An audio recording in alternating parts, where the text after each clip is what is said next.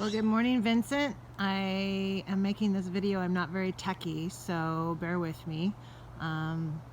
Good time to have a teenager around, but unfortunately the kids aren't home. So here's the Jeep. Little bit of dew this morning. It's chilly out. I've defrosted the windows a little bit and wiped some of the dew off the windows so you could actually see the vehicle. I've already popped the hood, so I'm going to show you the engine. Here's shortly after I show you the interior. It's got the emergency beacon on top with 7 different settings. That's plugged into the auxiliary power outlet constantly. You don't have to unplug it, just turn it on and off. It's got 2 sets of wheels. The ones that are on it are aluminum Jeep wheels, and the studded snow tires that I'll show you shortly are mounted on steel wheels. So you have 2 sets of wheels, 2 sets of tires. Those were purchased Labor Day sale of last year, so they're about a little over a year old. Let's see, the rear defrost is not working, but the defrost and the heater is great in the vehicle itself, but the rear wiper works great. All the brake lights, blinkers,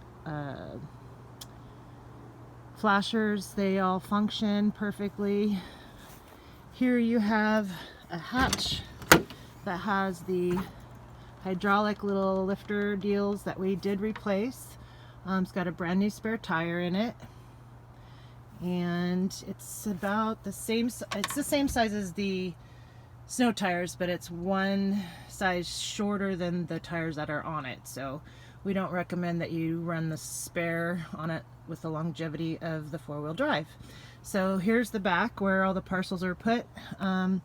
I took the spare tire out to leave more room for parcels, but if you're not comfortable running without a spare tire, possibly maybe put a rack on top or something to give you more room.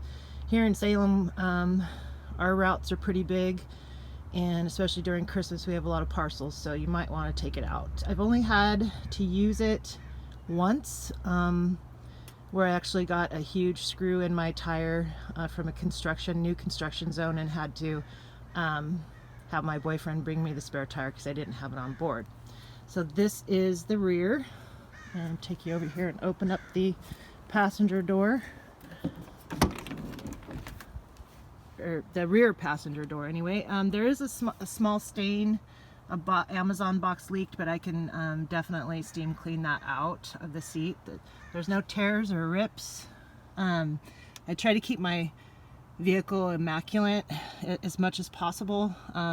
You've probably seen some POVs that are pretty rough, that are dirty, that people don't clean the garbage out, and that kind of thing.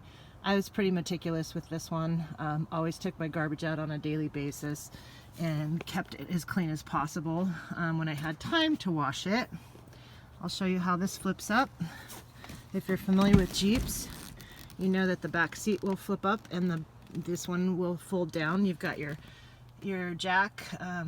That is the original equipment that came with the vehicle. I keep the seat belts underneath the seat to leave more room for parcels, just because they don't lay flat if you have the seat belts up and out of there. So you have a little release lever there to lower the seat. So if you have long parcels, or a lot of parcels, or you're not doing mail delivery, maybe just Amazon delivery, this works great. Or if you have a college that a bunch of kids are moving in the fall, I've had this Jeep stuffed completely full of parcels for a college for Labor Day entrance.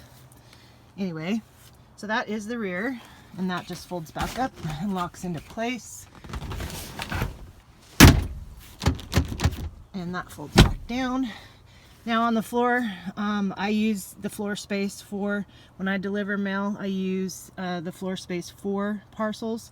And on the other side over there, I use that for mail trays. You can stack about 3 high, the soft trays in there. Hard trays do not fit in the platform because they're too long and you cannot shut the door. So definitely want to use the soft trays.